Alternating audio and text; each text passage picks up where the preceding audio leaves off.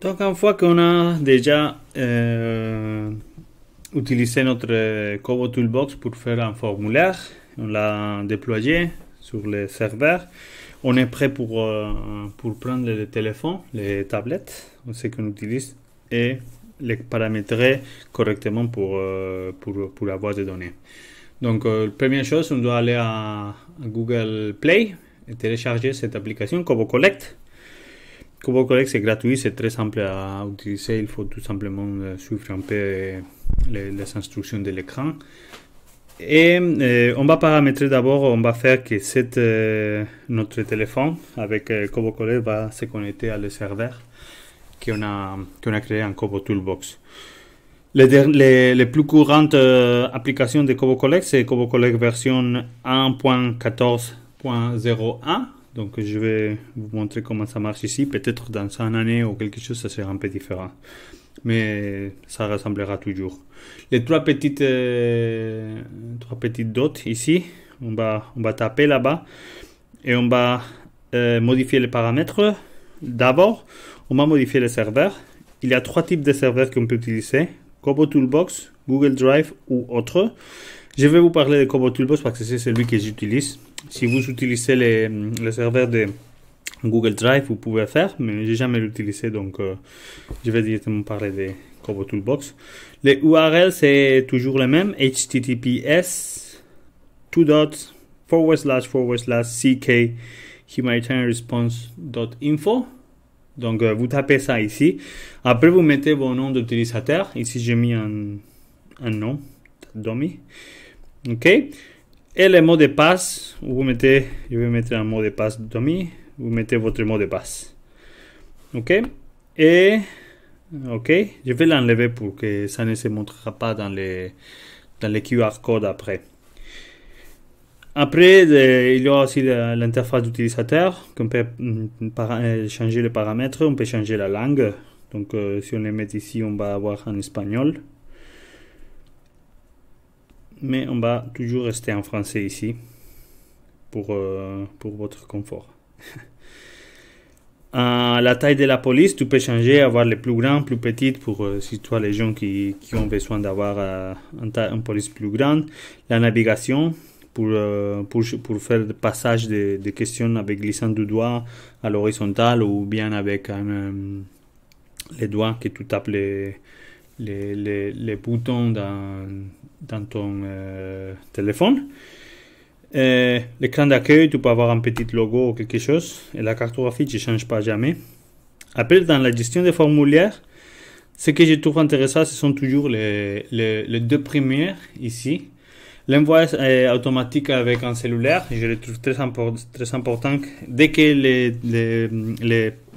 téléphones ou tablettes vont avoir Wi-Fi ou connexion cellulaire, elle va automatiquement envoyer les formulaires déjà finis. Donc, je trouve que ça c'est une chose parce que comme ça, tu ne dois pas tout sélectionner et envoyer chaque jour.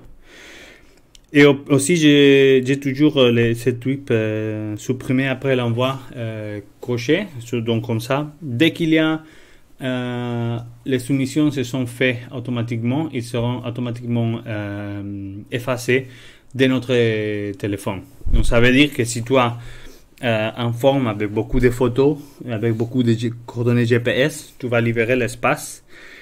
Et aussi, tu n'auras pas, par exemple, des énumérateurs qui se promènent avec un tablette, avec tous les gros bases de données des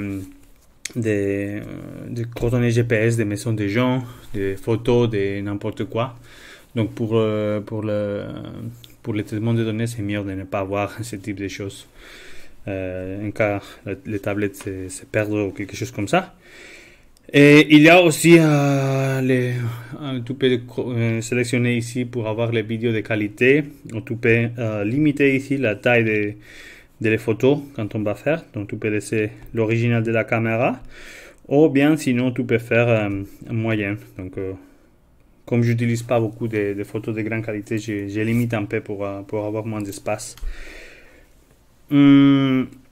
Dernière, l'identité de l'utilisateur. Ici, on peut collecter certaines métadonnées de notre tablette.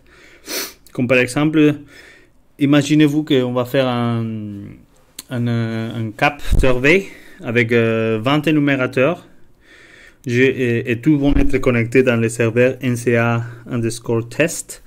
Donc tu peux mettre ici 20 noms différents et comme ça tu vas savoir quand ils font des soumissions qui a soumettre quoi.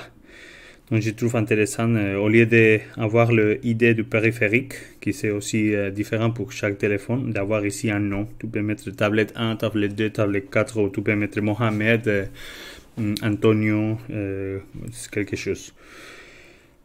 Sinon, on a fini avec les paramètres généraux.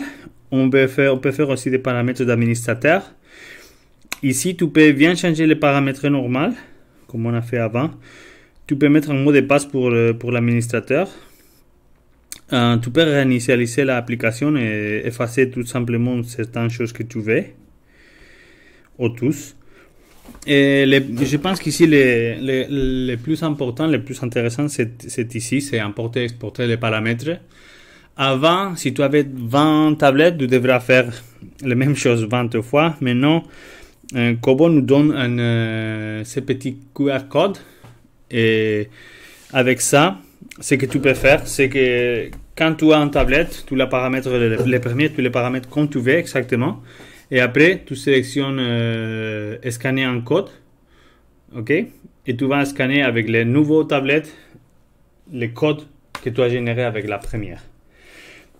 Ça veut dire qu'au lieu de faire tout ce type de choses 20 fois, tu le fais une fois et après, tu vas scanner tous les codes dans les prochaines tablettes, comme on fait dans beaucoup d'applications d'autres. Attention ici, il y a un petit message qui dit que tous les mots de passe seront inclus dans cette code, sauf si tu tapes et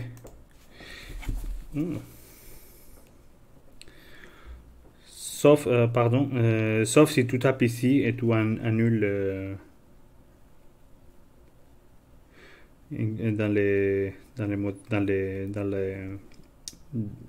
l'écran. Une fois qu'on a fait ça, on peut aussi ici dans cette partie de contrôle d'accès d'utilisateur, on pourra contrôler l'accès que les utilisateurs qui ne sont pas des administrateurs auront de l'application. Donc par exemple dans les paramètres du menu initial, tu peux cocher par exemple les supprimer et télécharger un formulaire vierge.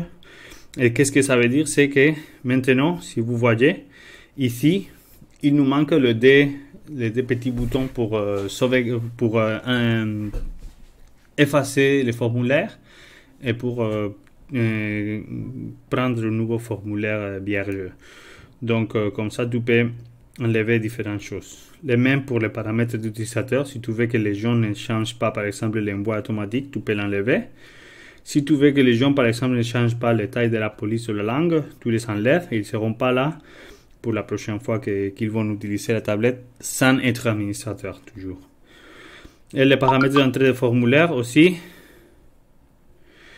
Tu peux changer ce que tu veux, si tu veux qu'il ne change pas la langue, ou quand tu as un formulaire avec plusieurs langues, si tu veux pas qu'il sauvegarde le formulaire, ou qu'ils vont en arrière, des choses comme ça, tu peux toujours changer. Et ça, c'est tout par rapport à les paramètres. Si on a à propos, tu peux visiter la page de Kobo, partager Kobo, laisser un avis sur Play Store si tu aimes bien l'application. Et c'est tout. Vous serez prêt pour